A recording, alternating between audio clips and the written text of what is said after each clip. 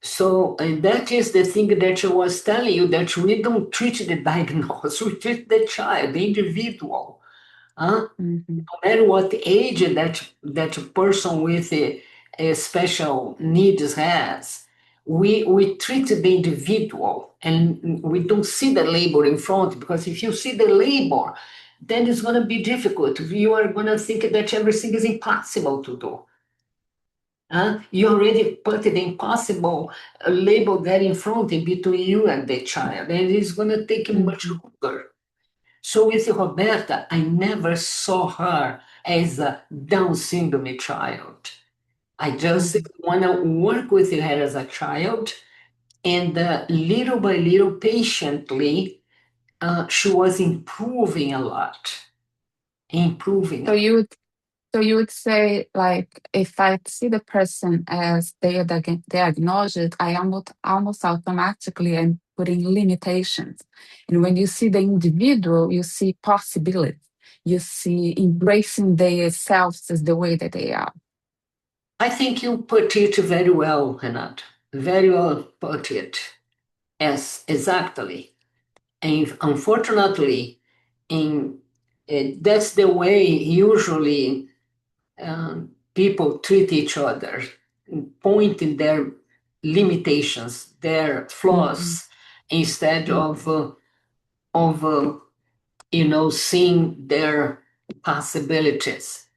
And especially when the child has special needs, because we all have limitations, as a matter of fact. Sure.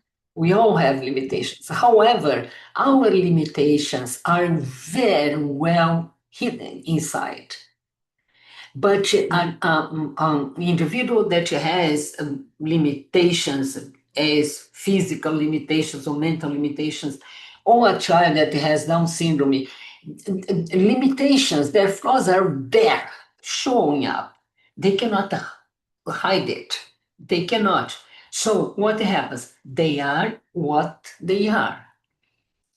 And if you can accept them that way and work with them from the condition of a child, an individual, instead of their labels, then it is much better. When you put the label first, you limit the child.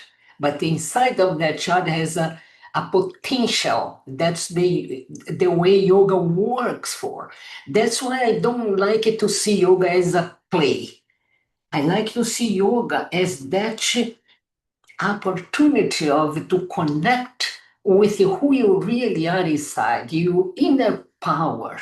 uh, and I Mm-hmm. knew that my child had that inner power, which we call in yoga Shakti. That inner power is present in all the children, or in all the Mm-hmm. individuals, all the everyone, in everyone. So that's the beginning. That is the seed that we in yoga for the special child use to unlock all the possibilities that a child has within, that an Mm-hmm. individual has within. We use that as a seed. That inner power we bring out. We we don't put it there. It is there already. We just guide the child during the yoga class in a way that the child can bring out that Connect with that. potential out, independent of whatever label they have. Mm-hmm. So we go straight to the power, we go straight to the possibilities, instead of being limiting the child.